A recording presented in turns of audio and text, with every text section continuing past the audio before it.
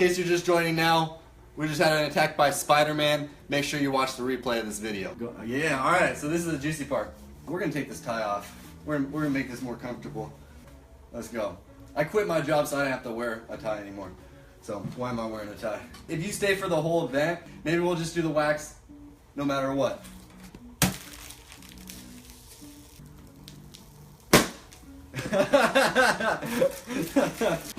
Trying to have some fun here.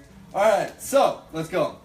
If you haven't gotten my book yet, check it out at confessions.hallofmarketing.com.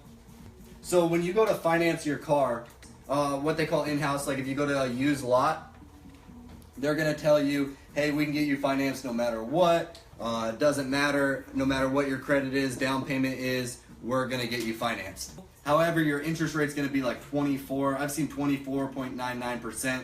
I've seen 15.99%. And I understand if challenged credit. I do have a consulting service as well on my website you can check out. I'll give you a call and we can consult over the phone about whatever your situation is. Again, confessions.hallofmarketing.com. Try to save up some money. Maybe buy a car on Craigslist or from a friend, somebody that you know, and buy a car for cash so that you have a vehicle that you're not having to worry about the payments if you may not have a secure job. And how 0% really works. So you always see these commercials about 0% financing, 0% financing. What 0% financing really is, if you look at the fine print, you can take 0% financing or you can take a $3,000 rebate. So when you're financing your car, essentially you're not really getting 0%. If you were to pay cash for that car, you would have just taken the rebate, and then that's the true value of that car. That's what the true value of that car is, because since one person got the discount, now every single car of that model is now now has lost the value. When Scion went out of business, Scion used to price all their cars at full price. It was a smart business idea. They priced all their cars at full price. They had no negotiating, no discounts, no nothing. You buy the car as is, done. You don't have to worry about it. They were trying to appeal to a younger market. I bought a Scion. There was no negotiating. No, I worked for the dealership at the time. I didn't even get a discount. The day that Scion went out of business, my car dropped $2,000 value overnight, because the next day Toyota dropped all the cars, or at least one of them, $2,000 in price. Because since one person gets $2,000 off, every car is $2,000 off. So just because you think you're getting 0% and you're not paying interest, really you could have saved $3,000. Actually, if you do the math, if you're going to put more money down, you might take advantage of the rebate even if you're going to be financing, because if you qualify for a 1.9% rate or a 2.9% rate over the course of your loan, if your loan value is small, say $10,000, then over the course of 5 years, the amount of interest that you're going to pay on that loan might be, I can't do that math in my head, might be lower than the $3,000 rebate or savings that you would have gotten if you didn't opt for the 0%. So just because it's 0%, it's not free money. Every dealer, when they tell you that they don't know what your interest rate's going to be, dealerships make more money on interest rates than any other department in their company. Dealerships have agreements with the banks in their area, and the banks hold rate, which means they say you're going to get 2.9 when really you qualify for 1.9, so that extra percent goes in their pocket. And sometimes holding rate, they only can hold a certain amount of points. In some states there's certain laws, and so what they'll do is they'll offer you, say like when you go into the back end, after you sign your paperwork, after you're done negotiating with your salesperson, then you go into the financial office where the top closer in the store is, the people that make the most money in the store, generally between $15,000 and $30,000 a month. Some make way more than that. And they're the best closers in the store. So after you're all jived up and energized from your car, oh, I just got a new car, I'm gonna drive out, this is so awesome, they're gonna hit you, hey, your car might break. You wanna protect it with the wax coat. And those are the biggest markups in the store. So you go into the finance office, you're like, oh no, I need to protect my car, like I'm so happy now, I just spent so much money on my car. Yeah, why not protect it? It's only $10 more a month. And then what they do is, all right, $10 more a month for the wax, $20 more a month for the warranty, $20 more a month for the gap. All of a sudden you're at $50 more a month for all your protection packages, and then they're like, oh, you know what? If you just add on key protection and tire and wheel protection, we're actually able to give you a 1% lower rate from our bank. They're supposed to give you that rate no matter what. But in essence, you're getting free stuff because they're taking the profit that's in the rate and shifting it over to the products, because the products are now dealership retention tools to bring you back to their dealership, because the warranty only applies at their dealership. A little interesting fact. It takes a long time of being in the car business to understand all the paperwork and how all the numbers work and how all the little tactics that they use at a high level that even the salespeople sometimes don't see. If you're a first-time buyer, I suggest getting a cosigner. If you can't get a cosigner, take somebody that knows a little bit more about cars with you, or save up a little bit of money for a down payment. Also, go to your local credit union. A lot of times credit unions, sometimes, not always, have better rates than the bigger banks. One rule with pulling your credit for a car, you can pull your credit multiple times, and you'll want to fact check this part. It's somewhere between 30 days and 60 days. I don't remember the exact number. It's been a while since. You can have your credit pulled multiple times, so you can go to multiple dealerships, shop around. You can go to multiple banks, shop around, pull it online. They know you're shopping around for a car, and you can have it pulled multiple times. So shop around, do your research. Don't be fooled. Don't take the first deal you get. Always be willing to walk away. Car dealers are willing to walk away. You should be willing to walk away too. I chose to lease my car. What I like about leasing is when you lease a car, if you're looking at debating whether you should lease a car or finance a car, when you're looking to lease, you don't really have any surprises because you know what your payment's going to be at the end. You can always drop it off. Certain car manufacturers are a little bit more strict on things than others. You set your mileage, so you pay, if you go a lot of miles, you probably don't want to lease because you have a set mileage limit of 12,000, maybe 10,000 on luxury cars, even 8,000. I've seen 5,000 on Ferraris, all the way up to maybe 15,000. And so you're kind of like renting the car for 3 years. But if you're going to have a car payment anyways, with a lease, you have a car that you know is going to be reliable. You have a full warranty on your vehicle. You don't have to worry about anything happening. Many manufacturers now do maintenance plans with your car, so you don't have to worry about having to pay for maintenance. You have a one flat rate for your insurance, one flat rate for your car payment, and you're done. That's it. That's all you got to do. Leasing can be a really good option. That's why I like it, because there's no surprises. If I were to try to trade in my car right now, I'm buried in my car because Scion took the value drop. But I'm just going to wait till the end of my lease, and then I drop off my car. I'm going to be over mileage I'm going to pay, but it's still going to be much better than if I were to trade in my car. It's a $5,000 difference between my trade-in value and my loan amount. And so I'm $5,000 buried in my car, which if I were financing, that means that if I go buy a new car, I'm paying $5,000 more for that new car than I should have. And also, driving that new car off the lot is going to depreciate again. Now I'm even mega buried in my car. It's not good. So let me know what you think in the comments below. Don't lock yourself into a payment that you may not be able to afford down the future if you don't have enough savings in your bank account. When you're buying a new car versus a used car, you want to, if you're debating whether to buy a new car versus a used car, if you check out my website, confessions.hollamarketing.com, tip number 16 really lays out that in detail. Let me actually just pop it up real quick. I got it right here. Many money-saving books tell you to buy a used car that is 1 to 2 years old instead of a new one. This is false in many cases. Dealerships get huge bonuses from new cars and can discount them much, much more than used cars. Now this may sound backwards, but stay with me. Used cars must be purchased by the dealership from somewhere. Auction, a trade-in, off the street, they got to be bought somewhere. So there's a cost associated with that vehicle, with the used vehicle that they purchased. There's a cost. They've invested money into it. New cars, there's no cost. Vehicles are given to them.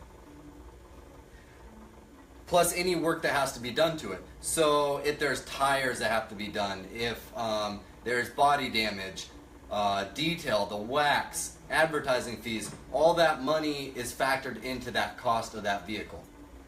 And then it just sits on the lot accumulating dust and loses value day by day. Most dealerships pay interest on these vehicles. On their used vehicles, even some new vehicles, they pay interest on these vehicles because 300 cars on a car lot is approximately $10 million or more. And so So most dealerships pay interest on these vehicles, on the vehicles that are on their lot. They pay interest on them, so every day they sit there, they're costing the dealer more and more money. Say a brand new 2018 Toyota Camry costs $25,000. A customer trades in their 2-year-old 2016 Camry with 25,000 miles for 16 grand. Let's say this happened a week ago and you're going to buy a car today. So somebody trades in their 2-year-old Camry, 25,000 miles on a used Camry, 2016. They trade it in, they get $16,000 for it. So that's the cost that the dealership has on that vehicle now. The dealership then has to pay for tires, pay for a detail, and all the other costs, including advertising, which comes out to $18,000. Let's just say we're just going to throw that number out there. So I think it's actually would be more than that. But so now the cost of that used Camry, it's a 2016 Camry, 25,000 miles, is $18,000. A brand new one is $25,000. So there is a difference there, right? Stay with me. Then the dealership posts it online, the vehicle online for $22,000 in hopes that they could possibly sell it for $21,000. They give somebody a discount, still make $3 grand on that vehicle. So you come into the dealership, you see a vehicle for $22,000, and you say, well, $22,000, $3,000 difference. It's a lot, but is it worth a 2-year-old car? Is it worth not having a brand new car? Is it? You're still kind of debating the options on it. You're like, well, $3,000 is a lot of money. I wonder if this is a good idea. Then the dealer gives you $1,000 off on the car or $2,000 off on the car, and they're still making $2 grand. They still got their $2 grand of profit. Plus, you're about to go to the finance manager, and then they make $2,000. And you see $2,000 less on your car, so now you're looking at a car for $20,000, and the new one's $25,000. So now that's going to be $100 different in payment, and you're like, wow, that might be a good idea to do that. I might just want to go with the used car. No, it's wrong. So it seems too good to be true, right? Well, it is. It is too good to be true. So you can take that brand new car and get $3,000 off easy, no problem with any one of my tips. It's not that hard. And then, even with more tips, you could save potentially between $5,000 and $12,000 on that car, depending on what type of car you're looking at. I've seen so many cases of a used car out there that costs as much or more than the new car, and because the customer comes in, doesn't do their research, they just go straight to the used car instead of going to the new cars and just looking at the price. They could have gotten a way cooler car, but the dealer wants to sell the used car because there's more money in it and they need it off their lot because they're paying interest on it. So you can take that brand new car and get $3,000 off easy, no problem. Use one of the many more tips and even up to $5,000 to $12,000 in some cases. Then with rebates, it comes to $5,000 off and maybe even 0% interest. This means you pay the same amount, $20,000 either way. Plus with the new car, you're going to get a warranty, you're going to get new car parts, you're going to get that new car smell, and maybe even 0%. But we already talked about 0%. You will get a better financing rate though. Even if you go with standard financing, generally on a new car, you're going to get at least 1% better interest if you have perfect credit. If you have more challenged credit, it's going to be a lot bigger difference between a new car and a used car. So I hope this helps you to buy your next car with confidence. I always felt like the current car model was outdated. I like taking care of my customers and giving them a great deal. My first year on the floor, in order to make a good paycheck, I had to make between $3,000 and $6,000 profit off of a customer to have a good commission check at the end of the month. After a while, I realized it was just too much and put people in such bad situations down the road, so I quit. When I went to internet sales, I loved the change. I got customers amazing. It was great until I got bored with the money and wanted more free time. When I asked my boss if I could train an assistant to do some of my work for me so that I could work for less time and sell more cars, he declined. Instead, he offered me a promotion. Then I found online marketing, saw that I could potentially own something of my own and live wherever I want with any schedule I choose. So the next day I quit. I opened up my own business and wrote this book to help customers buy their next car. I don't mean to bag on salespeople. There are many good salespeople and managers out there that take care for their customer and offer great service and are amazing people. It's the car dealers, the owners, the franchises, and the manufacturers that need to change. The current business model just isn't working. It's not worth taking 5 hours to haggle over a $500 discount on your car just to find out when you get home that you got ripped off and made a decision that could potentially affect the next 7 years of your life. Things need to change, and hopefully this book does that. Sincerely, Andrew Hall. So P.S. I will be coming out with more content as time goes along. Also, if you would like me to negotiate your car deal for you, my consultants and I will pre-negotiate everything for you. You can just walk into the car dealership, sign, and buy. Thank you for reading. I hope you enjoyed and got some good value. Any questions, concerns, or comments, please email me, andrew@hallofmarketing.com. And this is my glossary. So I put some terms in here that car dealers use and salesmen use that I use in my book because I can't really find a way around it. And I wanted to share some of these terms with you in case you didn't know what I was talking about in my book. So an up is when a customer shows up at a dealership looking for cars. Hey, that's my up. Hey, that's your up. They pull on the lot, you see a car, you see a person get out, they're looking at cars, that's an up. Stickered up, putting the sale tags and bold numbers on the front windshield. Gap insurance, sold in the back office from the finance manager after you purchase your car, can also be purchased from your insurance company much, much cheaper. It pays the difference between the value of your car and what you owe in case of a total accident. So like me, if I'm buried in my car, $5,000, I owe $21,000 on my car essentially with the lease, and I think it's worth $16,000, $17,000.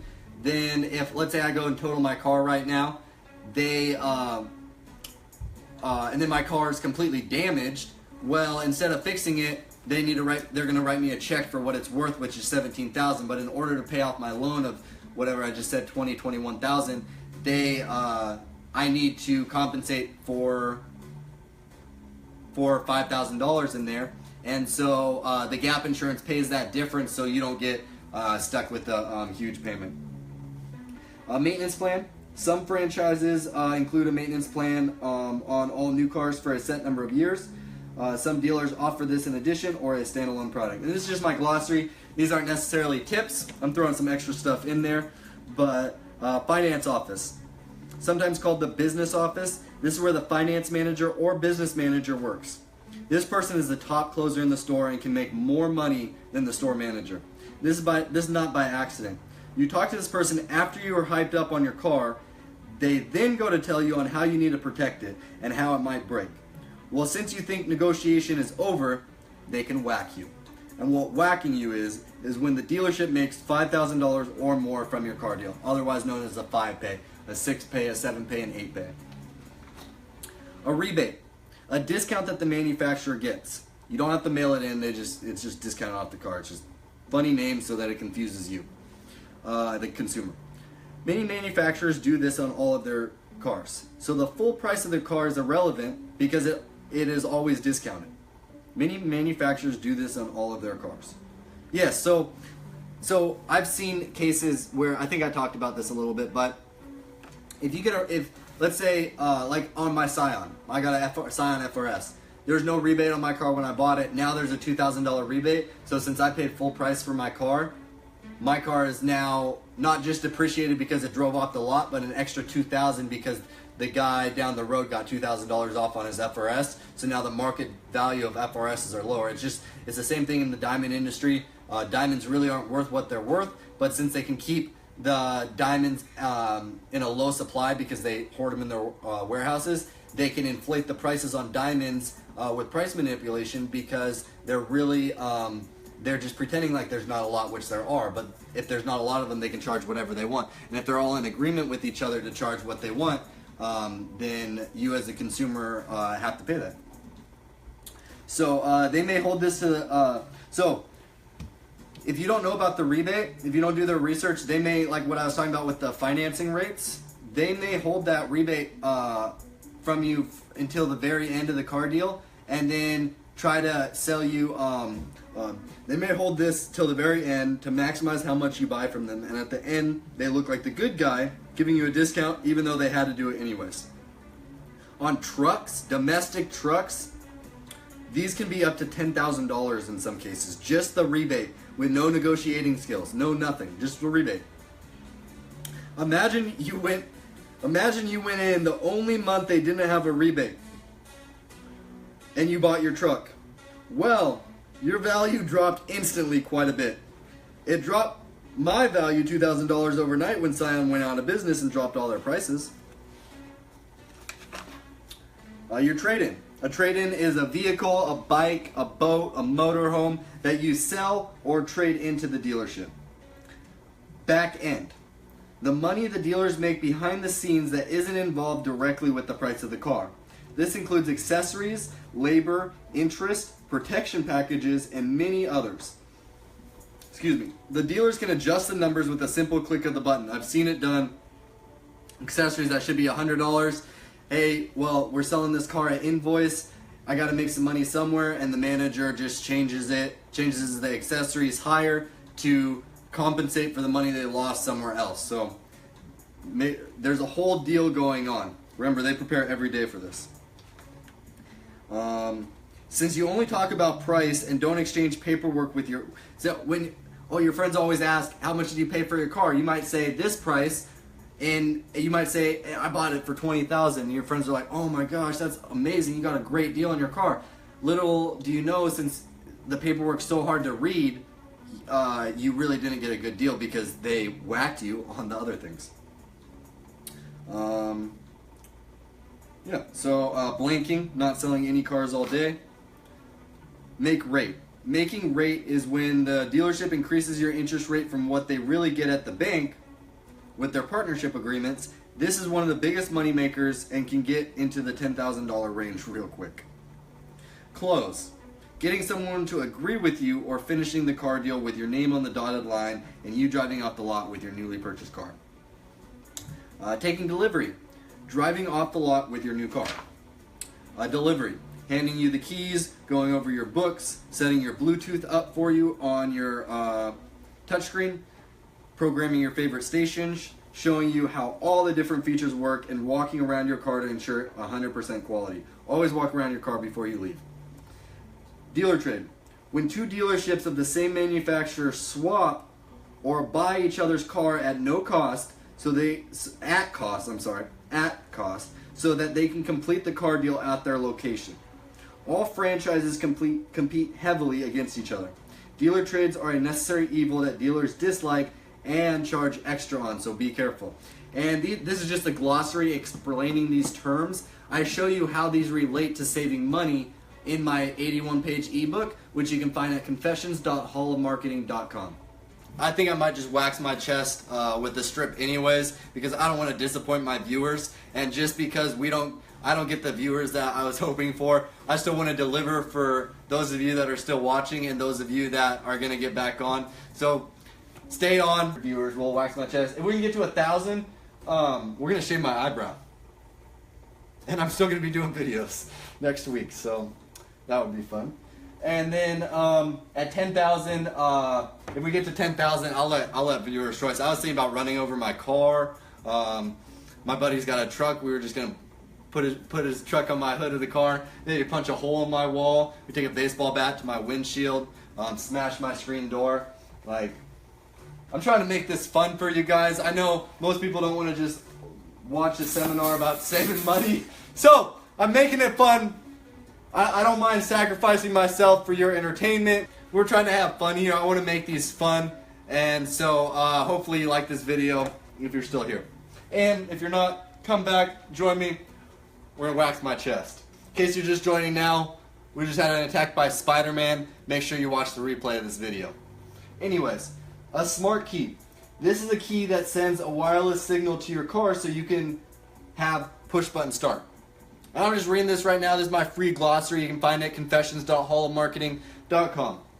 So, cosigner. Another person, generally with better credit, that goes on a loan to take responsibility if the other party does not pay. Refinance. When you refinance something again, generally after you have paid down some of the value and have better credit for a lower interest rate.